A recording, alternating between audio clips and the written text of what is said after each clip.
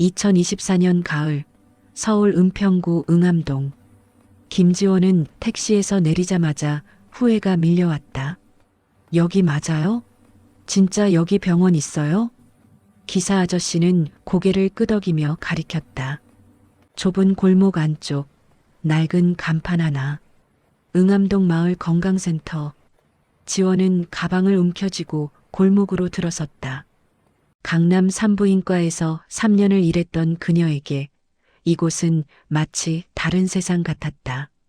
반듯한 보도블록 대신 울퉁불퉁한 시멘트 바닥, 자동문 대신 삐걱거리는 철문, 은은한 아로마 향 대신 된장찌개 냄새가 골목을 가득 채웠다.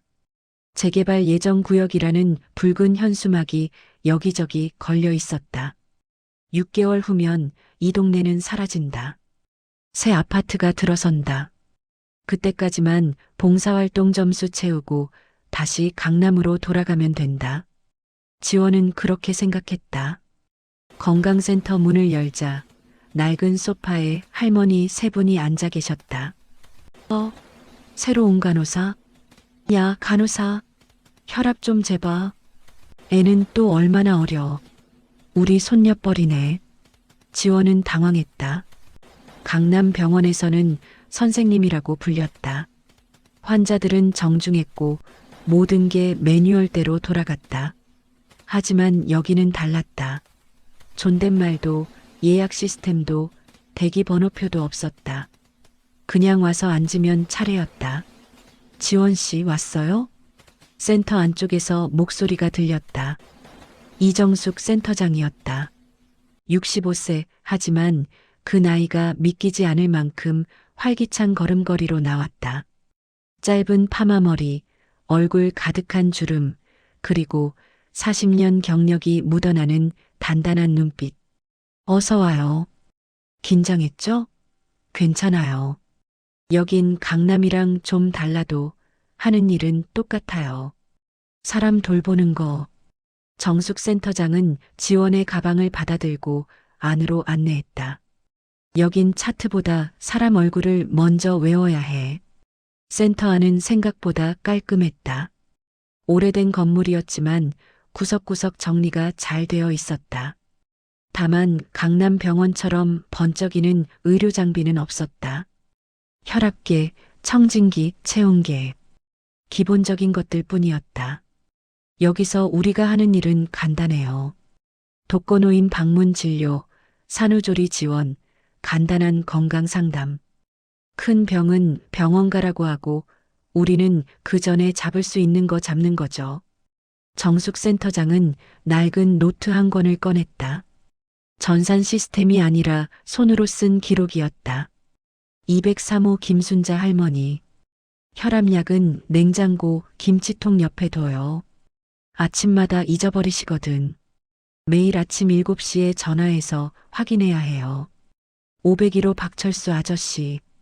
당뇨약은 목욕탕 가는 날만 챙겨 먹어요. 목요일이요. 다른 날은 까먹어요. 305호 이영희 할머니. 무릎이 안 좋아서 계단 못 올라와요. 우리가 직접 가야 해요. 매주 화요일 오후 3시. 지원은 멍하니 노트를 들여다봤다. 강남 병원에서는 모든 게 차트에 정리되어 있었다. 환자 번호, 진료 기록, 처방전. 깔끔하고 시스템적이었다. 하지만 여기는 달랐다. 냉장고 김치통, 목욕탕 가는 날, 계단 못 올라오는 무릎. 의료 기록이 아니라 삶의 기록이었다. 여긴 차트보다 사람 얼굴을 먼저 외워야 해요.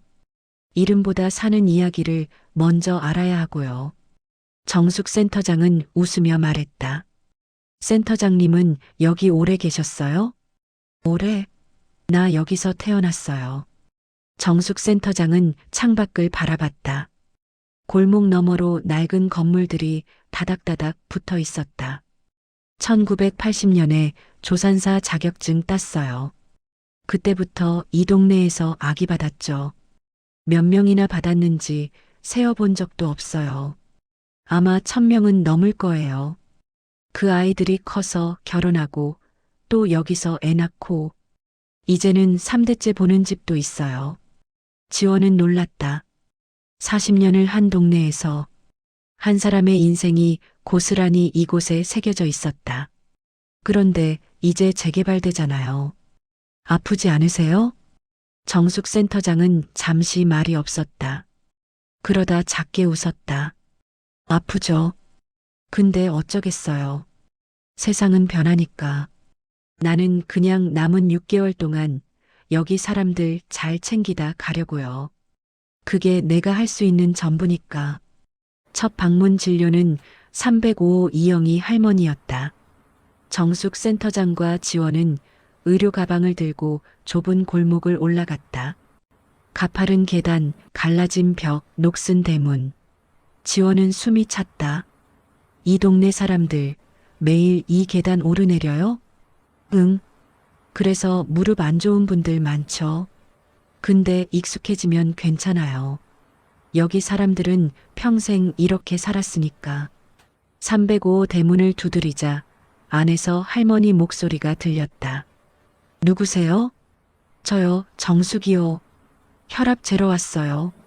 아이고, 또 왔어? 들어와. 방 안은 작았지만 따뜻했다.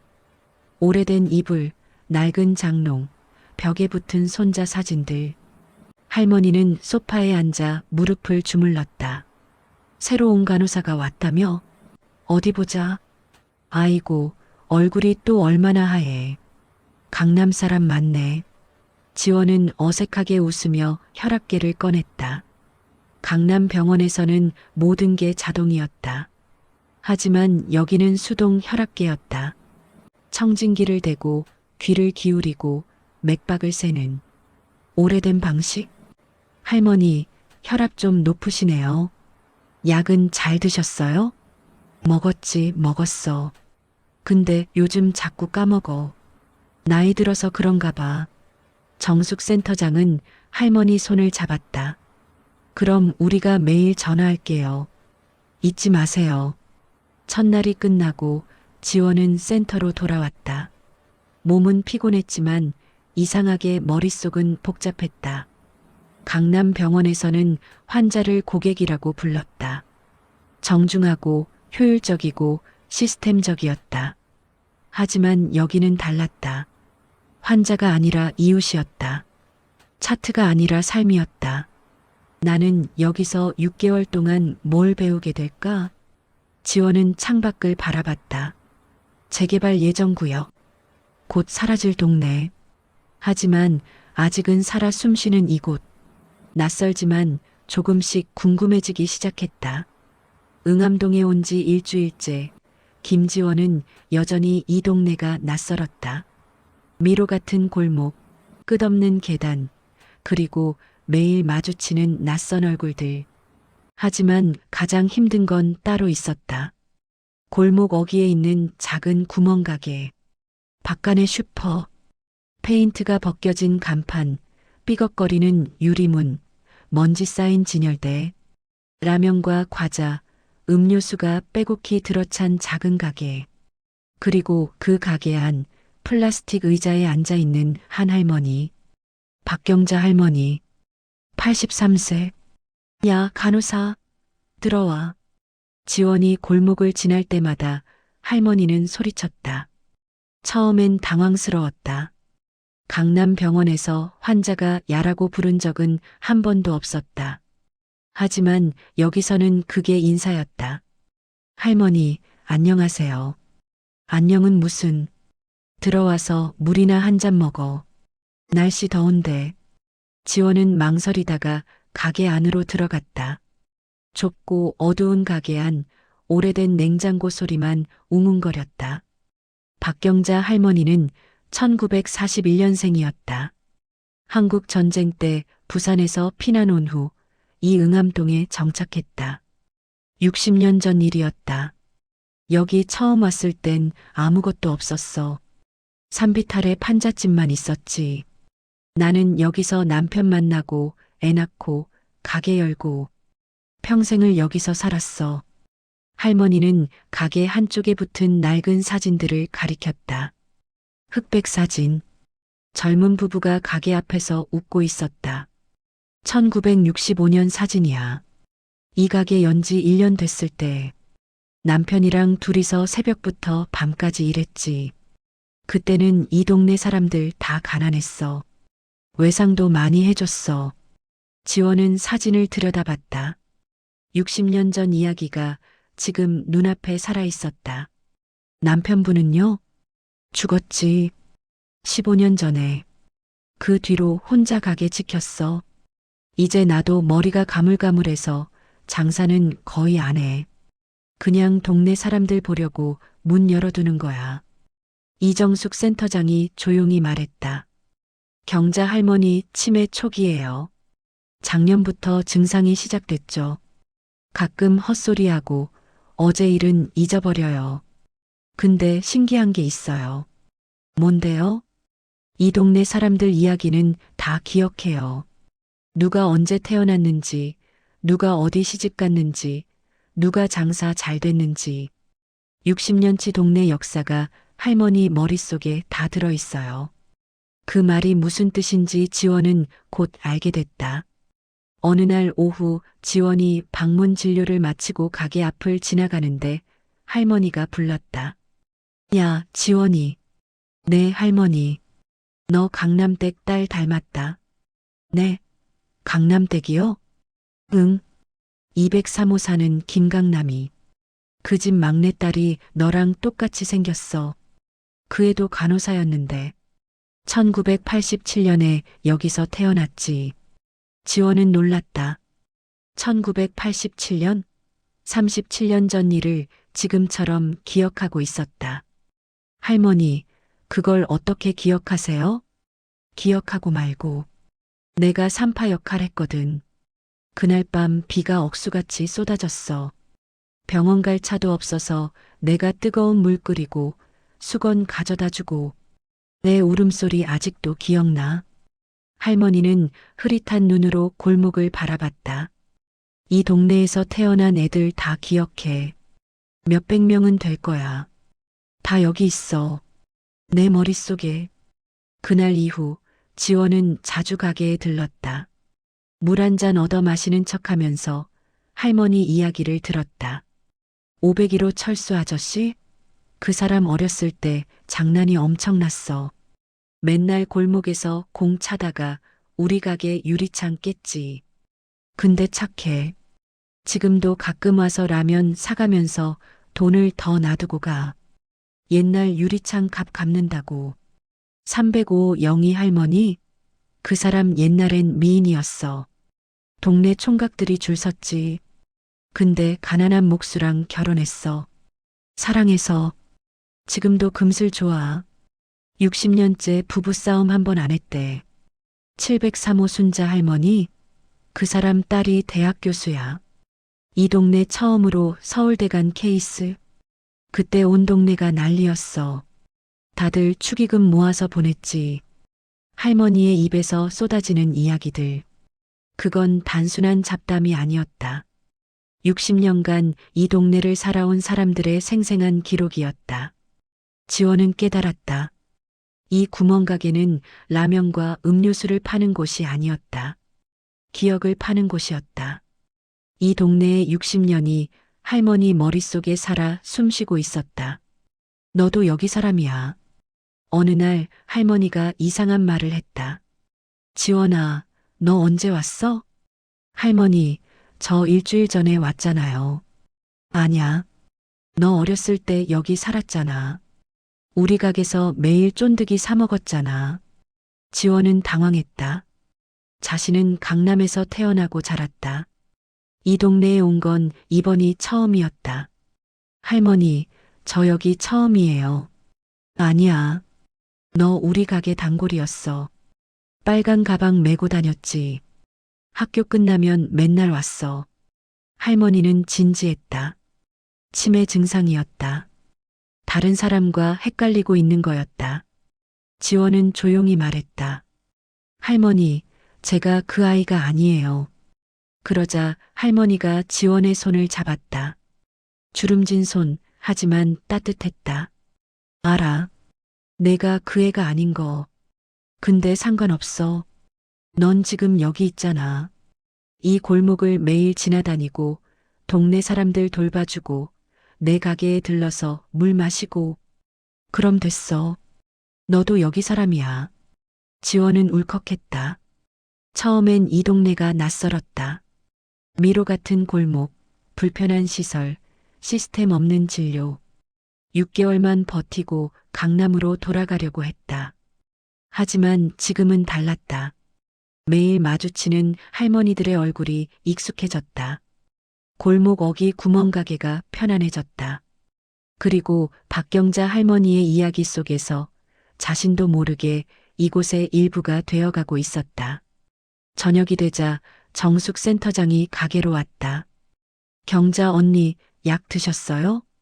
먹었지, 먹었어. 거짓말. 약통 그대로 있잖아요. 정숙 센터장은 약을 꺼내 물과 함께 건넸다. 할머니는 순순히 약을 먹었다. 두 사람은 오랜 친구 사이였다. 정숙 센터장도 40년간 이 동네에서 살았다.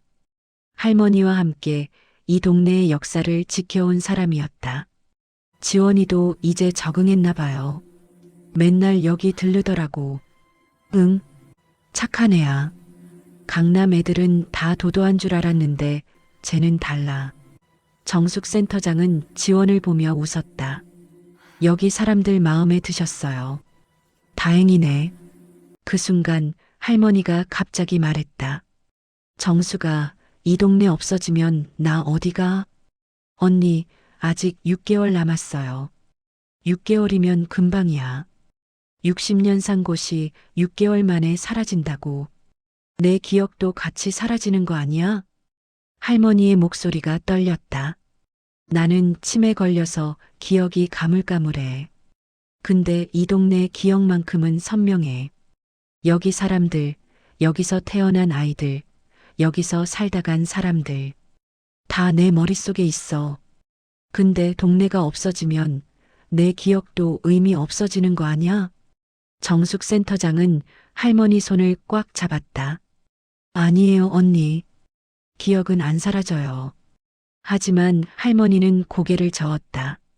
사라져. 나 죽으면 다 사라져. 그날 밤 지원은 잠이 오지 않았다. 강남에서 일할 때는 이런 생각 해본 적 없었다. 환자는 차트였고 진료는 업무였고 병원은 직장이었다. 감정이입할 필요가 없었다. 하지만 여기는 달랐다. 203호 할머니의 혈압약, 501호 아저씨의 당뇨약, 305호 할머니의 무릎, 그리고 골목 어귀 구멍가게의 83세 할머니. 그들은 차트가 아니었다. 삶이었다. 그리고 그 삶 속에 어느새 자신도 포함되어 있었다. 나도 여기 사람이 되고 있는 걸까? 지원은 창밖을 바라봤다. 어두운 골목, 낡은 건물들, 그리고 6개월 후면 사라질 이곳. 왠지 가슴이 먹먹했다. 새벽 2시, 김지원의 휴대폰이 울렸다. 지원 씨, 지금 당장 나와줄 수 있어요? 이정숙 센터장의 목소리는 급했다. 평소와 달리 긴장감이 가득했다. 무슨 일이세요? 골목 안쪽 원룸 반지하. 22살 미혼모가 혼자 진통 중이에요. 지금 당장 가야 해요. 지원은 벌떡 일어났다. 옷을 주섬주섬 챙겨 입고 가방을 메고 밖으로 뛰쳐나갔다. 응암동 골목은 밤에 더 어두웠다. 가로등도 듬성듬성, 좁은 골목길은 미로처럼 꼬여 있었다. 지원은 숨을 헐떡이며 정숙 센터장이 알려준 주소를 찾았다. 골목 끝 계단을 내려가는 반지하 입구. 녹슨 철문에 302호라는 숫자. 지원은 문을 두드렸다. 누구세요? 안에서 신음소리가 들렸다. 고통스러운 목소리였다. 저 마을 건강센터 간호사예요. 문 열어주세요. 문이 열렸다. 작은 원룸. 아니, 원룸이라고 부르기도 민망할 만큼 좁은 공간이었다. 화장실 포함 3평 남짓. 창문은 반쯤 땅에 묻혀 있어서 햇빛도 잘 들어오지 않을 것 같았다. 그 좁은 방 한가운데 한 여자가 쪼그리고 앉아 있었다. 윤다혜, 22세, 만삭의 배를 안고 바닥에 주저앉아 있었다. 언제부터 아팠어요? 정숙 센터장이 급하게 물었다. 저녁 7시쯤요. 처음엔 배만 아프길래 참았는데 다혜는 말을 잇지 못하고 신음했다. 진통이 왔다. 지원은 급하게 다혜를 살폈다. 이마에 땀이 흥건했고 다리 사이로 양수가 이미 터진 상태였다. 센터장님, 양수 터졌어요. 지금 당장 병원 가야 해요. 119 불렀어요. 근데 30분은 걸린대요. 여기까지 골목이 좁아서 구급차가 못 들어와요. 30분이요? 그럼. 지원은 당황했다. 강남병원에서 일할 때는 모든 게 준비되어 있었다. 무균 수술실, 산소호흡기, 마취 장비, 응급의료진.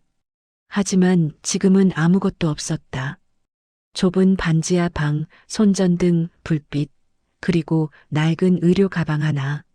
내가 봤던 출산이랑은 다를 거야. 정숙 센터장은 침착하게 가방을 열었다.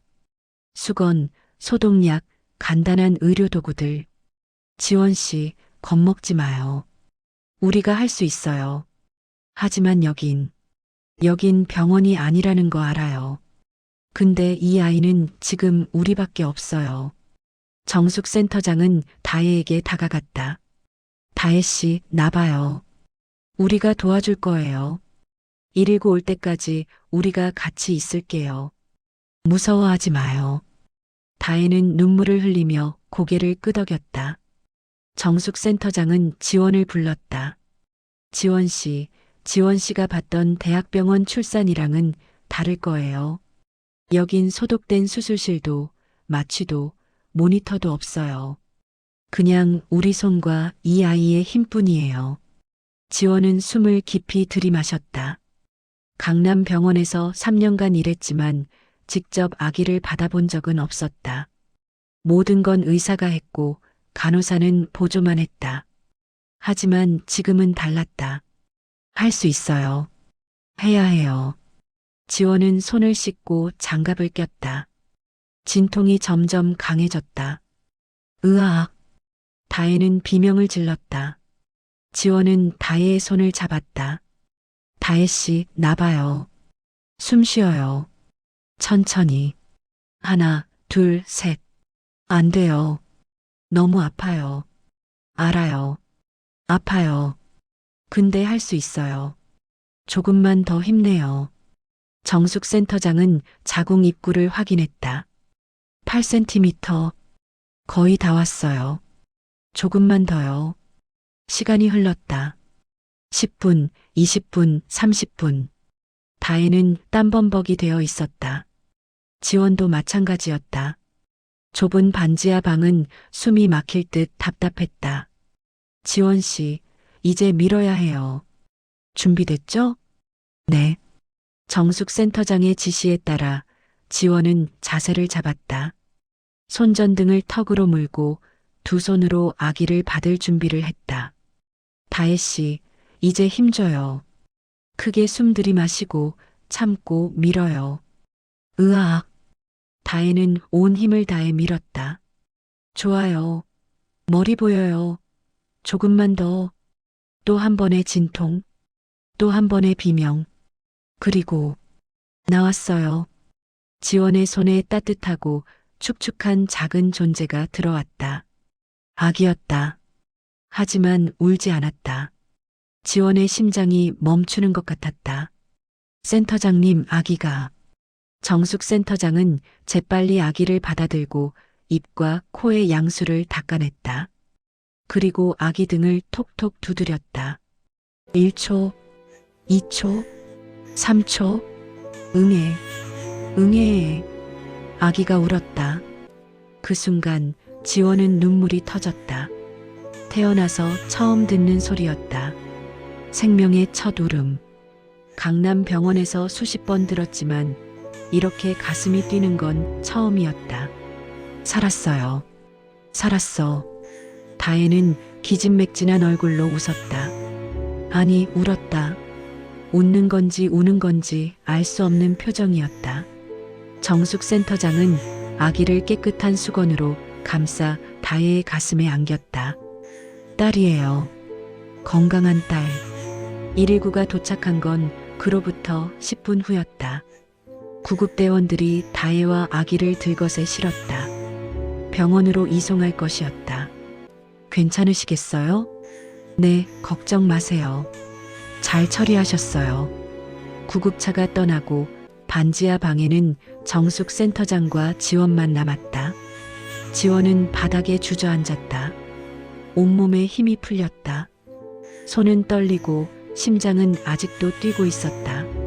수고했어요. 정숙 센터장이 지원의 어깨를 두드렸다. 저 처음이었어요. 직접 아기를 받은 게.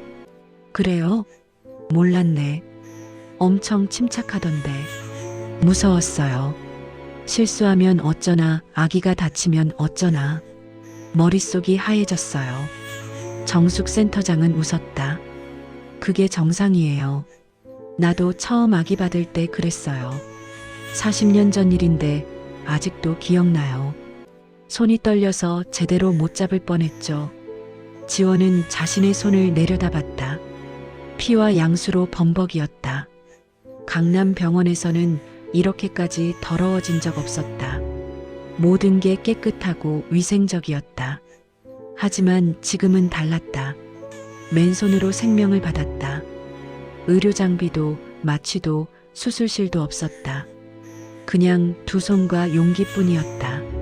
센터장님, 응? 저 의사가 된 것 같아요.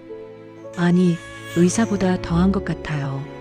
정숙 센터장은 지원의 손을 잡았다. 의사가 아니에요. 조산사예요. 이게 진짜 조산이에요. 장비도 시스템도 없이 오직 손과 마음으로 생명을 받는 거. 이게 우리가 하는 일이에요. 새벽 5시 두 사람은 센터로 돌아왔다. 지원은 씻고 옷을 갈아입었지만 여전히 떨림이 가시지 않았다. 창밖으로 해가 떠오르고 있었다. 응암동 골목에 아침 햇살이 스며들었다. 지원 씨, 네. 오늘 밤 어땠어요? 지원은 잠시 생각했다. 무서웠어요. 그리고 숭고했어요. 숭고하다? 네. 강남병원에서는 출산이 업무였어요. 차트 작성하고 환자 응대하고 의사 보조하고 그게 다였어요. 근데 오늘은 달랐어요. 의료 장비도 마취도 없었지만 가장 숭고한 순간이었어요. 정숙 센터장은 고개를 끄덕였다. 그게 의료의 본질이에요. 시스템도 중요하지만 결국 중요한 건 사람이에요. 손을 잡아주는 것, 같이 숨 쉬어주는 것, 무서워하지 말라고 말해주는 것. 그게 진짜 치료예요. 지원은 창밖을 바라봤다. 어제까지만 해도 이 동네는 낯선 곳이었다. 6개월만 버티고 강남으로 돌아가려고 했다. 하지만 지금은 달랐다. 반지하에서 태어난 작은 생명. 그 생명을 받아낸 자신의 두 손. 그리고 옆에서 지켜준 정숙 센터장. 이 모든 게 자신을 변화시키고 있었다. 나는 여기서 무엇을 배우고 있는 걸까? 지원은 아직 답을 몰랐다. 하지만 한 가지는 확실했다. 오늘 밤 자신은 진짜 간호사가 되었다. 다음 날 아침 김지원이 센터에 도착했을 때 이미 동네는 소문으로 들썩이고 있었다. 어젯밤에 반지하에서 애 낳았다며? 119도 못 오고 센터장님이 직접 받았다던데? 새로운 강남 간호사도 같이 있었대. 대단하네.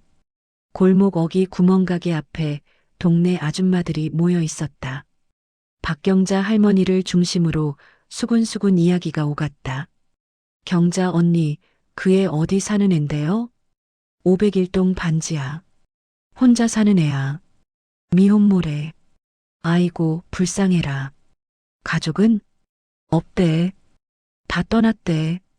혼자 배 불러서 여기까지 왔다는구만. 지원은 그 말을 듣고 가슴이 먹먹해졌다. 어젯밤 다혜의 얼굴이 떠올랐다. 22살 혼자 반지하. 아무도 없는 곳에서 아기를 기다렸던 그 아이. 점심 무렵 병원에서 전화가 왔다.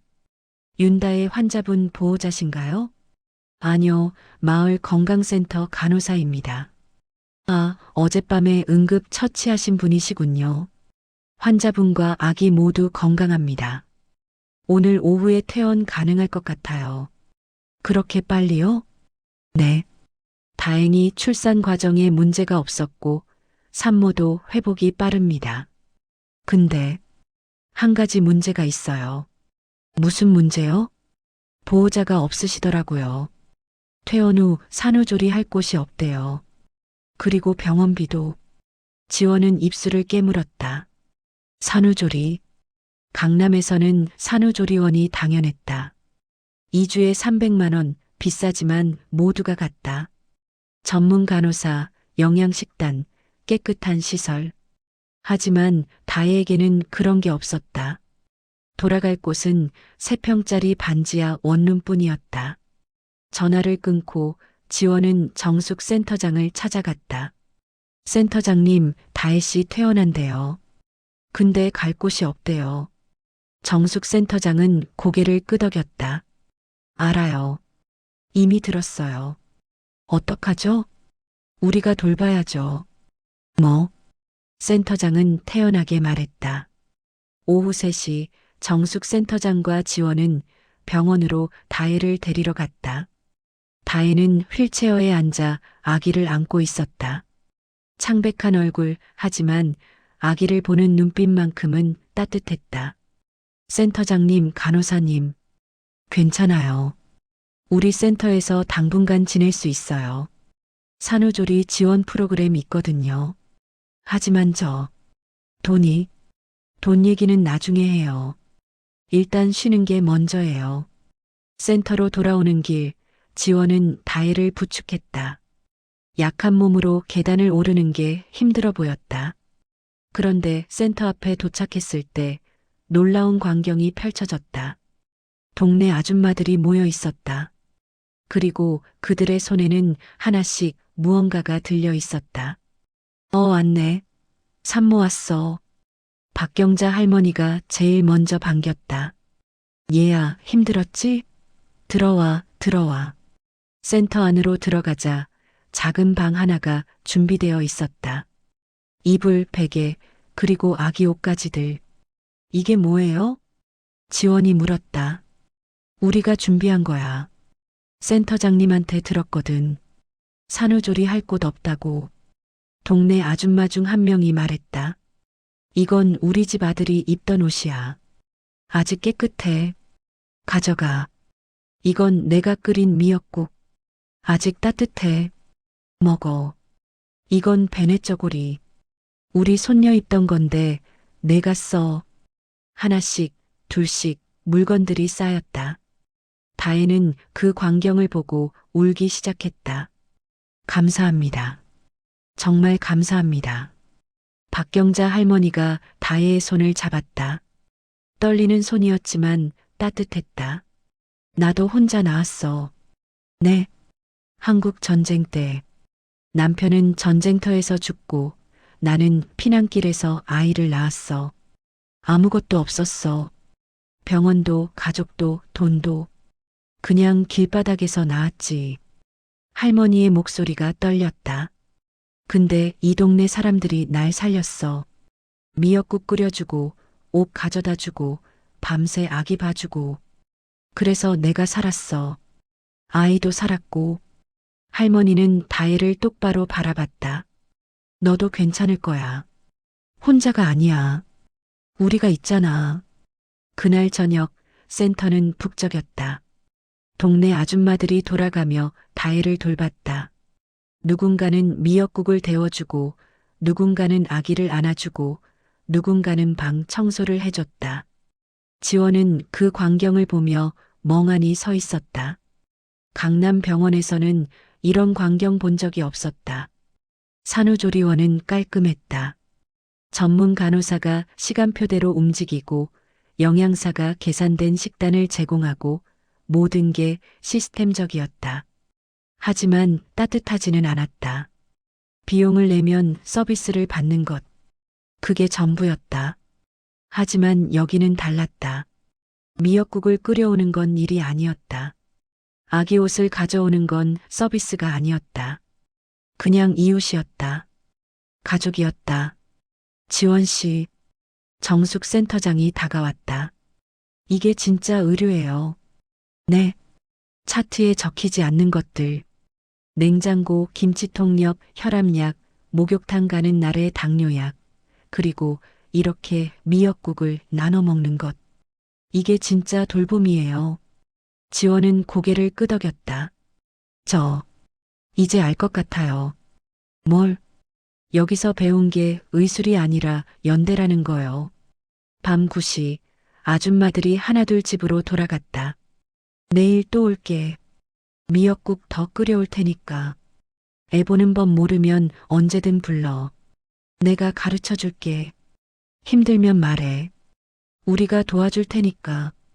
다혜는 계속 고개를 숙이며 인사했다. 감사합니다. 정말. 마지막으로 박경자 할머니가 나가면서 말했다. 얘야, 우리가 고마워서 하는 거 아니야. 그냥 당연한 거야. 동네에서 같이 사는데 어려운 사람 도와주는 게 당연하지. 할머니가 나가고 방은 조용해졌다. 다혜는 아기를 안고 조용히 울었다. 슬퍼서가 아니라 감동해서였다. 지원은 옆에 앉아 다혜의 어깨를 두드렸다. 괜찮아요? 네. 감사해서요. 저 혼자인 줄 알았는데 이렇게 많은 분들이 혼자가 아니에요. 이 동네에서는 아무도 혼자가 아니에요. 다혜는 지원을 바라봤다. 간호사님은 원래 강남에서 일하셨다면서요? 네. 거기랑 여기랑 많이 다르죠? 지원은 잠시 생각했다. 엄청 달라요. 강남에서는 환자를 고객으로 봤어요. 정중하고 친절하고 프로페셔널하게. 근데 여기서는 환자가 이웃이에요. 가족이고요. 어디가 더 좋아요? 지원은 웃었다. 여기요.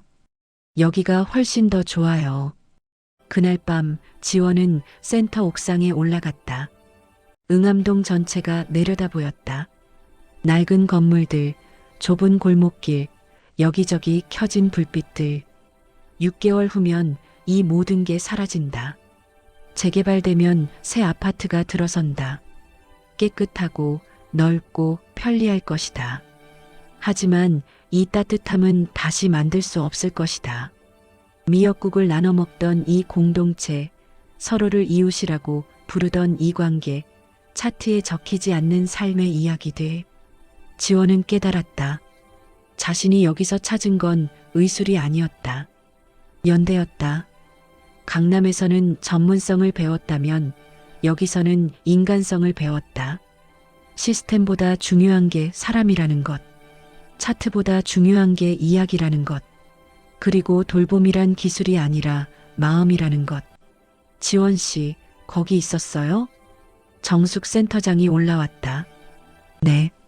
좀 생각하고 있었어요. 무슨 생각? 여기서 배운 것들이요. 감사해요, 센터장님. 저를 여기 보내주셔서. 정숙 센터장은 웃었다. 감사는 무슨. 나도 고마워요. 지원 씨가 와줘서. 혼자서는 힘들었을 거예요. 두 사람은 나란히 서서 동네를 내려다봤다. 곧 사라질 풍경.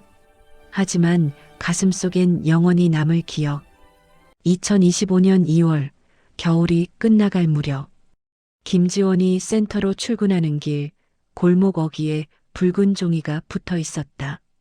응암동 재개발 구역 최종 공고. 2025년 3월 31일까지 전 주민 이주 완료. 2025년 4월 1일부터 철거 작업 시작. 한 달. 이제 한 달밖에 남지 않았다. 지원은 공고문을 한참 동안 바라봤다. 6개월 전 처음 이곳에 왔을 때도 이런 공고문이 붙어 있었다. 하지만 그땐 남의 일 같았다. 6개월만 버티고 강남으로 돌아가면 된다고 생각했다. 하지만 지금은 달랐다. 이제 이곳은 낯선 곳이 아니었다. 203호 할머니의 혈압약, 501호 아저씨의 당뇨약, 305호 할머니의 무릎, 그리고 골목 어기 구멍가게의 박경자 할머니, 모두가 자신에게 소중한 사람이 되어 있었다. 203호 할머니는 아들네 집으로 가신대요. 501호 아저씨는 고향으로 내려가신대요. 305호 할머니는 요양원 가신대요. 계단 오르기 힘들어서. 정숙 센터장은 명단을 보며 하나씩 읽어 내려갔다. 그럼 다들 뿔뿔이 흩어지는 거예요? 그렇죠. 어쩔 수 없어요. 재개발되면 새 아파트 입주권 받는 사람도 있지만 대부분은 보상금 받고 다른 곳으로 가야 해요. 지원은 가슴이 답답했다. 60년을 함께 산 사람들. 매일 골목에서 마주치고 미역국 나눠 먹고 서로의 삶을 기억해 주던 사람들. 이제 다시는 볼 수 없게 된다. 센터장님은요? 어디 가세요? 정숙 센터장은 잠시 말이 없었다. 나는 아직 못 정했어요. 왜요? 40년을 여기서 살았는데 다른 곳이 상상이 안 돼서요. 이 골목 말고 다른 곳에서 어떻게 사는지 모르겠어요. 센터장의 목소리가 떨렸다. 나 여기서 1000명 넘게 아기 받았어요. 그 아이들이 커서 결혼하고 또 아이 낳고 3대를 봤어요. 근데 이제 그게 끝이네요. 지원은 마지막으로 동네를 한 바퀴 돌았다. 203호 할머니. 지원아, 이제 못 보는구나. 강남 가서도 건강해야 해. 할머니도 아드님 댁에서 편히 지내세요. 혈압약 잊지 마시고요. 알았어. 냉장고 김치통 옆에 둘게. 501호 아저씨. 간호사님, 그동안 고마웠어요. 덕분에 건강 챙겼어요. 목욕탕 가는 날 약 드시는 거 잊지 마세요. 기억할게요. 그나저나 고향 가면 목욕탕이 없는데. 305 할머니. 얘야, 요양원 가면 외롭겠지? 괜찮아요, 할머니. 거기도 좋대요. 거짓말. 여기만큼 좋을 리가 없어. 근데 어쩌겠어. 계단 못 올라가는데. 할머니는 눈물을 닦았다. 골목 어기 밖간의 슈퍼. 박경자 할머니는 가게 문을 열어두고 마지막 정리를 하고 있었다. 할머니. 지원이 왔어? 정리 도와드릴까요? 아니야, 괜찮아. 별로 없어. 60년치 물건인데 정작 남은 건 별로 없네. 할머니는 낡은 상자 하나를 꺼냈다. 이것만 챙기면 돼. 뭔데요? 사진. 상자 안에는 오래된 사진들이 가득했다. 흑백 사진, 컬러 사진, 폴라로이드. 수백 장의 사진. 이게 뭐예요? 이 동네에서 태어난 아기들 사진이야. 지원은 사진을 하나씩 들여다봤다. 1967년 김철수, 1972년 이영희, 1985년 박민준, 1998년 최다혜. 60년간 이 동네에서 태어난 모든 아이들의 사진이 있었다. 할머니가 다 모으신 거예요? 응. 아기 태어나면 부모들이 가게 와서 사진 보여줬어. 나는 그거 받아서 모았어. 기억하려고. 할머니는 사진을 쓰다듬었다. 이 애들이 다 여기서 태어났어. 이 골목에서 뛰어놀고, 이 가게에서 과자 사 먹고, 여기서 자랐어. 근데 이제 동네가 없어지면 이 기억도 사라지는 거 아니야? 지원은 할머니 손을 잡았다. 할머니. 응? 기억은 안 사라져요. 그래. 네. 건물은 부술 수 있어도 기억까지 부술 순 없어요. 할머니 머릿속에 있고 이 사진들 속에 있고 우리 모두 가슴 속에 있어요. 할머니는 고개를 저었다. 나 치매야. 머릿속 기억도 곧 사라질 거야. 그럼 제가 기억할게요. 뭐? 할머니 대신 제가 기억할게요. 이 동네 이야기, 여기 사람들, 그리고 이 사진들. 제가 다 기억할게요. 할머니는 지원을 한참 바라봤다. 그리고 떨리는 손으로 상자를 지원에게 건넸다. 그럼 내가 가져. 네. 60년 동안 이 동네에서 태어난 아기들 사진이야. 다 여기 있어. 기억은 사라지지 않아. 내가 가져. 그리고 기억해줘. 지원은 상자를 받아들었다. 무거웠다. 물리적으로도 무거웠지만 그 안에 담긴 60년의 무게가 더 무거웠다. 3월 31일 밤, 응암동 마을 건강센터의 마지막 밤이었다. 정숙 센터장과 지원은 센터를 정리했다. 의료기구를 상자에 넣고 차트를 정리하고 책상을 닦았다. 다 끝났네요. 그러게요. 두 사람은 빈 센터 안에 섰다. 6개월 전 지원이 처음 이곳에 왔을 때 낯설었던 이 공간. 이제는 세상에서 가장 따뜻한 곳이 되어 있었다. 지원 씨, 네. 강남으로 돌아가요? 지원은 잠시 생각했다. 모르겠어요. 솔직히 아직 결정 못했어요. 왜요? 강남이 낯설어졌어요. 여기서 6개월 살면서 제가 변했어요. 차트보다 사람 얼굴을 먼저 보게 됐고 시스템보다 마음을 먼저 생각하게 됐어요. 이제 강남으로 돌아가면 적응할 수 있을까요? 정숙 센터장은 웃었다. 그럼 다른 달동네 찾아가요. 네. 서울에 달동네 많아요. 재개발 안 된 곳, 독거노인 많은 곳, 센터 필요한 곳. 거기 가서 일해요. 여기서 배운 걸 거기서 쓰는 거예요. 지원은 눈물이 났다. 센터장님도 같이 가실 거예요? 나는 이제 늙었어. 은퇴해야지. 거짓말. 센터장님 없으면 안 돼요. 그래. 그럼 한두 해만 더 할까? 두 사람은 껴안고 울었다. 4월 1일 아침, 응암동에 굴착기가 들어왔다. 주민들은 모두 떠났고 골목은 텅 비어 있었다. 지원은 마지막으로 동네를 걸었다.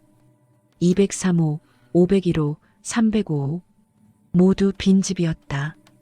골목 어기 구멍가게도 문이 닫혀 있었다. 바깥의 슈퍼 간판만 덩그러니 남아 있었다. 지원은 가방에서 상자를 꺼냈다. 박경자 할머니가 준 사진 상자. 60년간 이 동네에서 태어난 아기들의 기록. 지원은 사진 한 장을 꺼내봤다. 1985년 어느 아기의 웃는 얼굴. 이 아이는 지금 어디서 뭘 하고 있을까? 재개발은 건물을 부순다. 하지만 기억까지 부술 순 없다. 지원은 상자를 꼭 안고 걸었다. 뒤에서 굴착기 소리가 들렸다. 건물이 무너지는 소리. 하지만 지원은 돌아보지 않았다. 앞만 봤다. 자신이 가야 할 다음 달동네를 향해. 2026년 봄, 서울 관악구 봉천동 달동네. 작은 마을 건강센터 간판이 걸렸다. 봉천동 마을 건강센터. 센터장 이정숙, 간호사 김지원. 지원은 센터 문을 열고 안으로 들어갔다. 야, 간호사. 혈압 좀 재봐. 애는 또 얼마나 어려. 우리 손녀뻘이네. 익숙한 목소리들. 지원은 웃었다. 여기도 응암동과 똑같았다. 좁은 골목, 낡은 건물, 그리고 따뜻한 사람들. 책상 위에는 작은 액자가 놓여 있었다. 응암동 박간의 슈퍼 사진. 그리고 그 옆에 박경자 할머니가 준 사진 상자. 지원은 매일 아침 그 사진들을 봤다. 잊지 않기 위해, 기억하기 위해, 그리고 계속 나아가기 위해. 지원 씨, 환자 왔어요. 정숙 센터장의 목소리. 네, 지금 갑니다. 지원은 자리에서 일어났다. 새로운 하루가 시작되었다. 응암동에서 배운 것들을 가슴에 안고 사라지지 않는 기억과 함께 건물은 부술 수 있어도 기억까지 부술 순 없다. 우리는 기억하는 한 계속 살아간다.